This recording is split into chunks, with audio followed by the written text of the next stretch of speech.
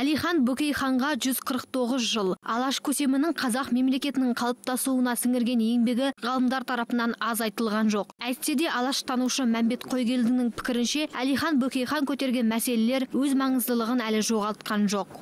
Алекең жасаған тұжырымдың ішінде осы өзектілігін жоғалтпаған екі-ақ нәрсені айтайын.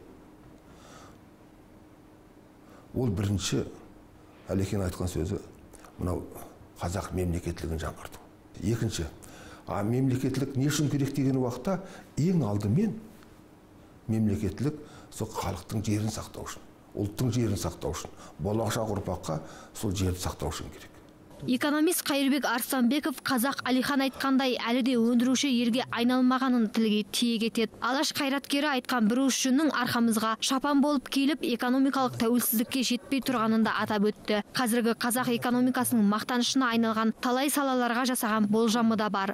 Алихан Бөкейхан тағы айтатыны, сол кезде мынау қазіргі біздің егістік жерлер бар ғой, Қостанай, Ақмола осы жерлер егінге жақсы сай келеді деп бірінші ұсынған Алихан Бөкейханов.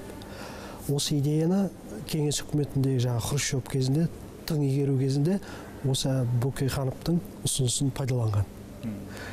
Төртіншіден, Бөкейхановтың мықтылығы мынау Каспий жағын зерделегенде түбі бұл жерде мұнай шығады деген ғой. Мұнайға жақсы деп, мінекей.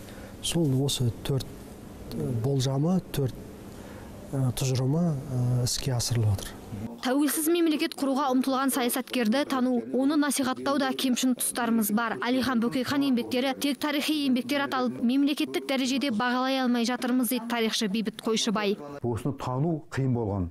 Кеңестің кезінде мүлдем танытпады, қайтару көзінің саясатының кезінің өзінде әрең бара бастаған адам еді. Тәуелсіздіктің алғашқыларында да көп болған, бара қойған жоқ. Өйткені сол тәуелсіздік жылдарының өзінде әлі күнге дейін қазақтың барлық ұлттық мұқтаждықтары, ұлттық мұраты өз дәрежесінде ел аңсағандай дәрежеде қойылып отыр деп тағы айту қиын.